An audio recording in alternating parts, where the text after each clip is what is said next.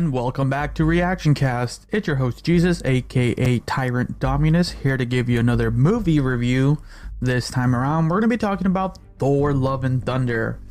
And once again, this film is directed by Taika Waititi.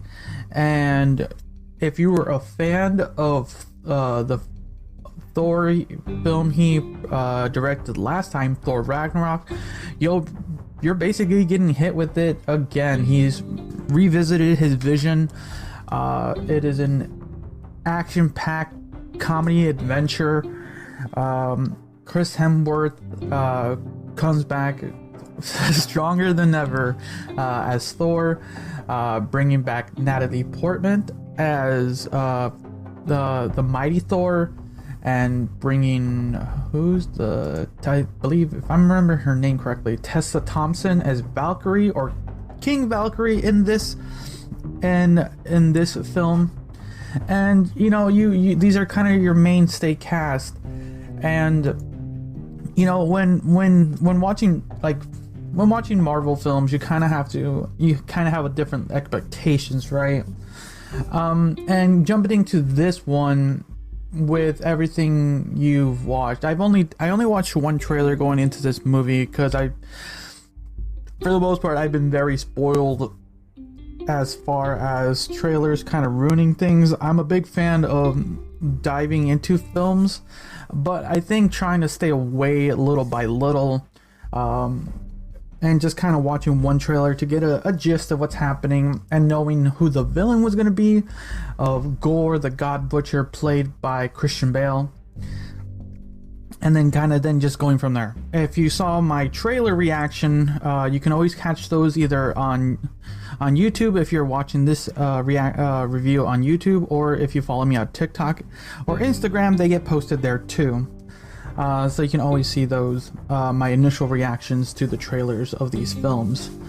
But yeah, so I had already an idea, and for sure this film, like I said, since it was directed by Taika, he brings it. He brings the comedy. At times, the comedy just feels like it feels like it sometimes overpowers some scenes that have some very emotional moments.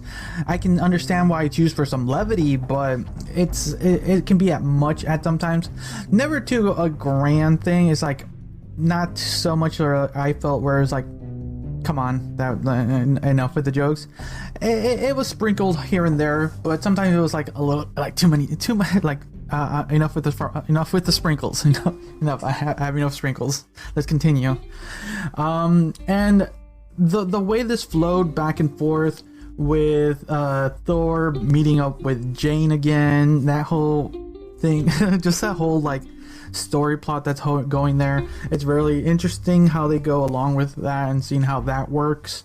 The way they handled Christian Bale's character of Gore the God Butcher, I was kind of worried about it because I have context of this character and how they were going to implement it, because Marvel films for the most part have a really big issue with handling villains, mostly such a very key villain for Thor. And you know what, they did a fantastic job. The first, I believe it's like the first 10 minutes, it's not really super spoiling it, but it's like the first 10 or 15 minutes of the films, it's explaining like the motivations for Gore and why he just hates gods. And you know what, they did a fantastic job, because that's all you need to know about this individual villain and his motivations and why he's doing the things he does, and then just jump into the movie. They did a really good job just nailing the villain.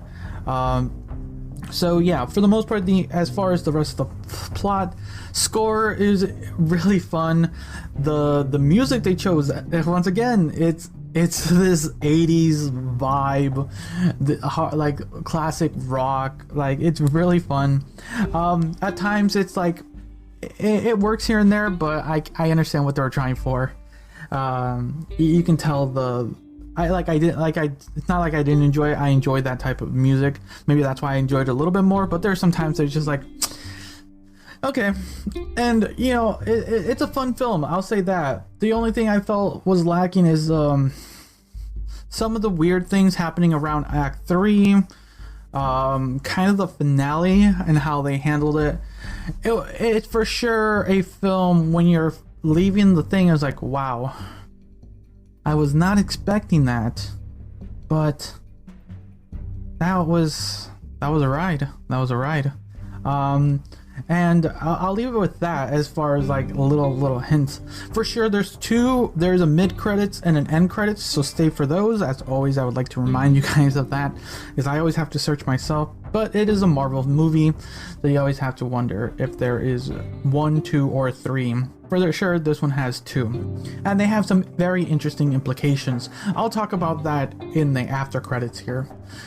But yeah, like for the most part, I think like, in my opinion, as far as the acting, Christian Bale did a fantastic job as Gore. Just seeing his rage, his vengeance, his sadness, everything. He did a fantastic job. At times, I forgot that was Christian Bale. And Natalie Portman coming back and playing Mighty Thor. She did a good job. I felt everything she was feeling and all the circumstances, and it's interesting how you were getting a little bit of more of a backstory between how Thor and Jane were during their time on Earth, and then like as always, Chris Hemsworth coming back reprising his role. It just felt like a rejuvenated Thor who after Endgame needed a comeback, and he's doing his thing, and he's just trying to find himself again. And it was a very fun adventure, but it's like nothing too super memorable. I'll be honest, it's nothing too great. I felt that there could have been a little bit more like on edge here and there, more things to get me captivated, but there was nothing really too like reaching for myself. It was more of a lot of the background characters, a lot of the things that were being said that was pretty cool, a lot of implications, nothing really else. It's a very like simple story and of friendship, of romance, of revenge, of belief, a lot of things, and it does a decent job explaining everything there and how like it kind of ends. And just kind of this, like, I think it was like only a couple days, like 2 or 3 day adventure. And yeah, and like, wow, a lot can happen in just a few days after meeting your ex, right? But yeah, that's kind of really it. Nothing more to say without spoiling anything. So I'm gonna give Thor: Love and Thunder a solid 7 out of 10. Like I said, there could have been a little bit more. It was just a little bit more of the same of Ragnarok. It's just nothing really like changed much more for me. There's nothing different from that. It was just like, okay, just Ragnarok 2 basically, which isn't bad. Ragnarok is for me one of the enjoyable films that I would rate one of my top 5 films in the Marvel Cinematic Universe to date. But Thor: Love and Thunder, it's just more of the same, which isn't bad. It's just like, but you hope for a little bit more when dealing with some of these characters like Jane Foster as the Mighty Thor, Gore the God Butcher, things like that, which for the most part you would feel there would be a little bit more plot added to it. It's only a 2-hour film, so I can only imagine what they had to cut and paste from their scripts and stuff, and what the story was, and what they're trying to lean forward. But yeah, 7 out of 10. Still a good film. Just I wish it was a little bit more. So I'm gonna jump into the after credits. But if you're haven't watched the film and you just want to hear my reactions, thank you for listening this far. As always, if you're watching this on YouTube, leave a comment down below. If you're listening to this on any of the podcast networks, You can always follow me on TikTok or Instagram, where I always post, and you can leave a comment on those. And this is your last chance, because we're going to be jumping into the after credits.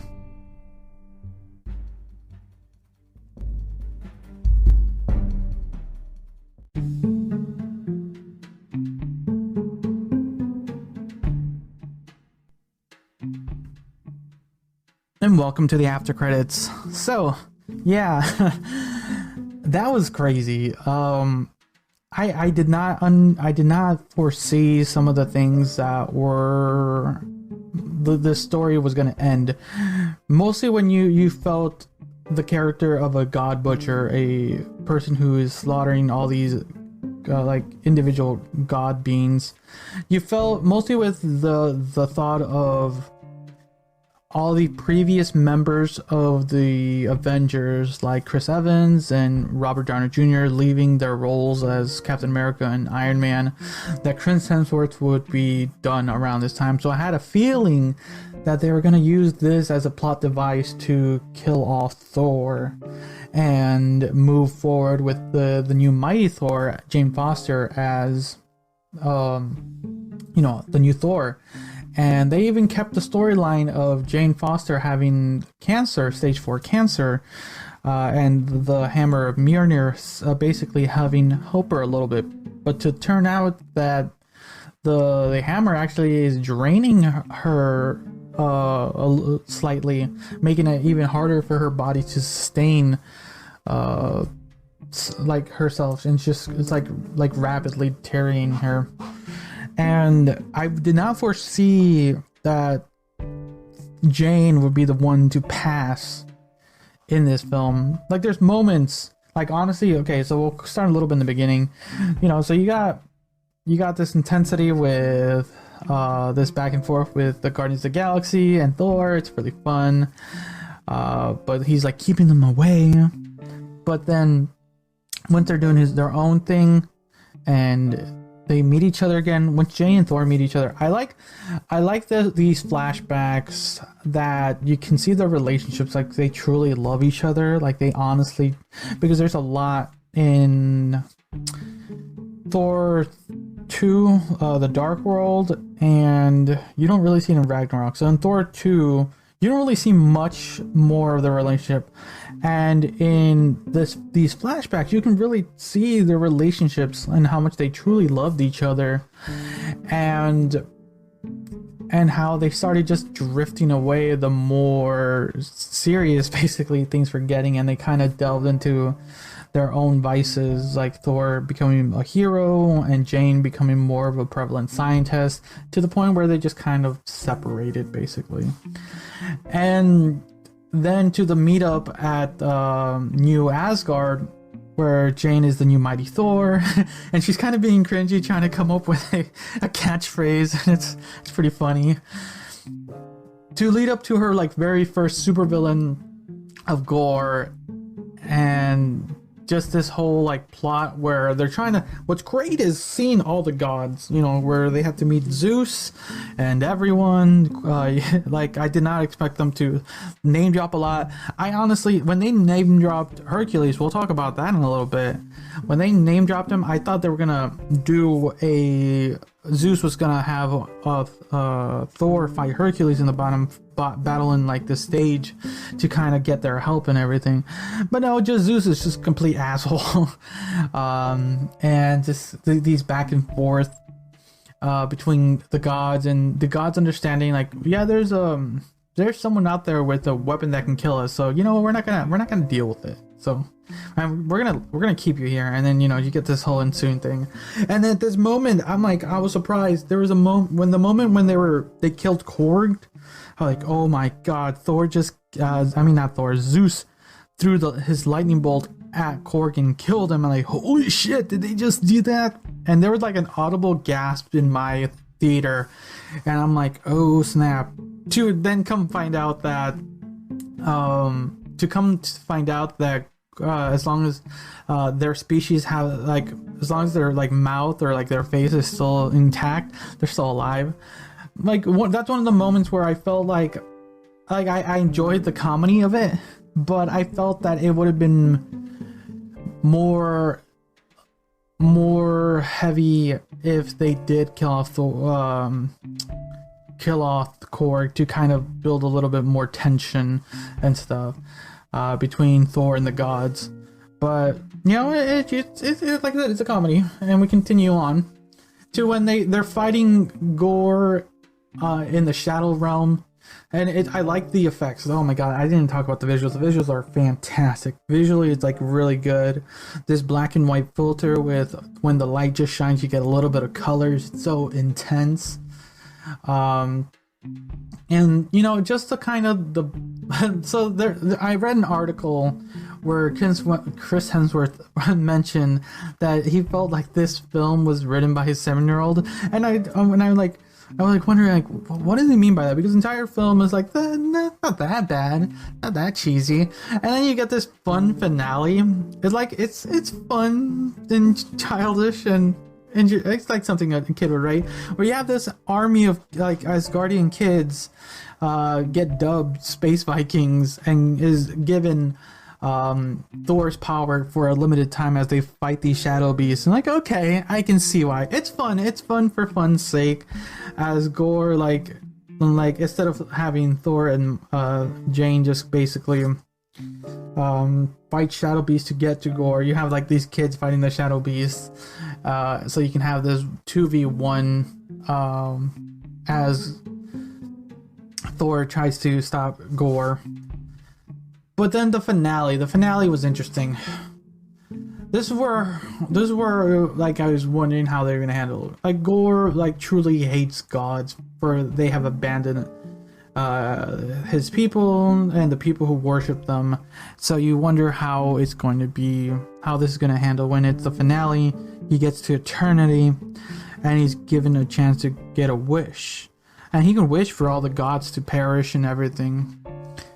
And you have Jane dying, and basically you know, Thor basically kind of talks Gore down from vengeance to basically choosing love, to instead of revenge and vengeance, just to try to once again see his daughter that died in the interim of the film, to see her for one last time. And as Thor spends his last moments with Jane, I was like, okay. And it makes me wonder, like, because they explain it in the film that the sword corrupts people, the all black corrupts the one who holds it, and you could see it a little bit here.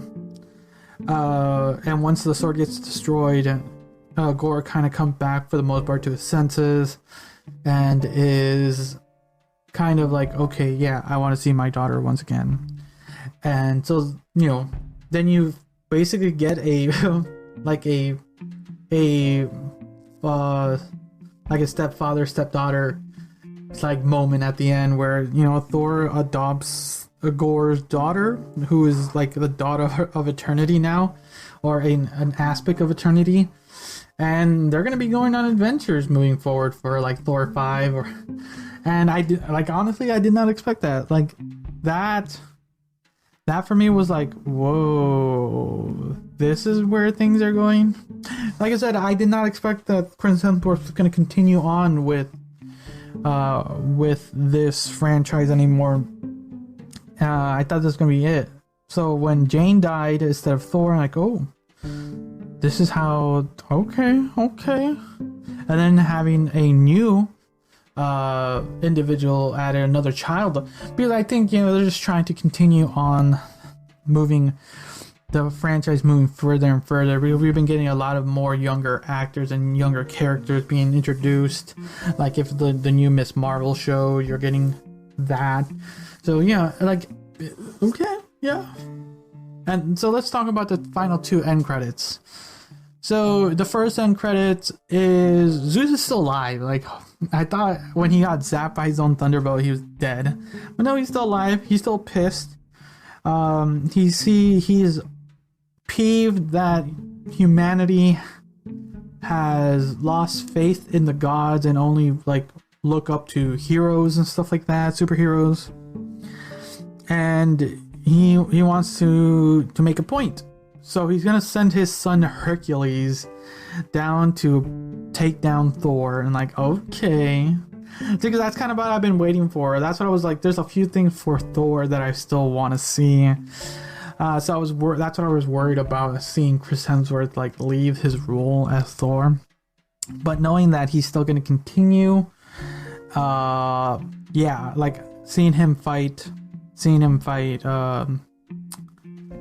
Hercules is gonna be fun. I hope one day we'll get to see Hyperion one day, so they can team up. Then we get to the second end credits, and this one's great because this is where we get this moment where Jane Foster gets reconstituted back in Valhalla, the realm where Asgardians who have fallen in battle basically live the rest of their lives. And you know, it's like okay, she has, so that means we'll see Jane. Thor will get to see Jane once again. It's just gonna be a while, and it's a lovely moment. And we get to see Heimdall again. You get to see, oh my god, what is his name? Oh my god, why didn't I literally, there's a movie that I'm gonna see with him in the future called Beast. What is the name?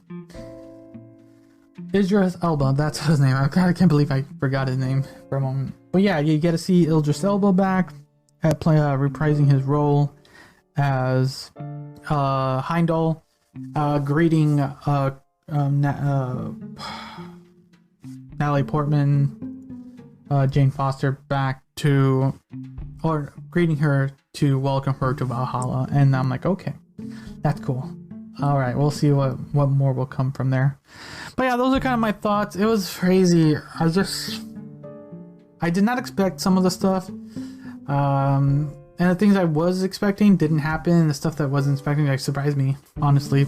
So yeah, those are my thoughts. I'm gonna end it there. So thank you for listening. As always, just follow all my socials: TikTok, Twitter, and Instagram. Like and follow, subscribe if you're on YouTube and all that jazz. So until next time, see ya.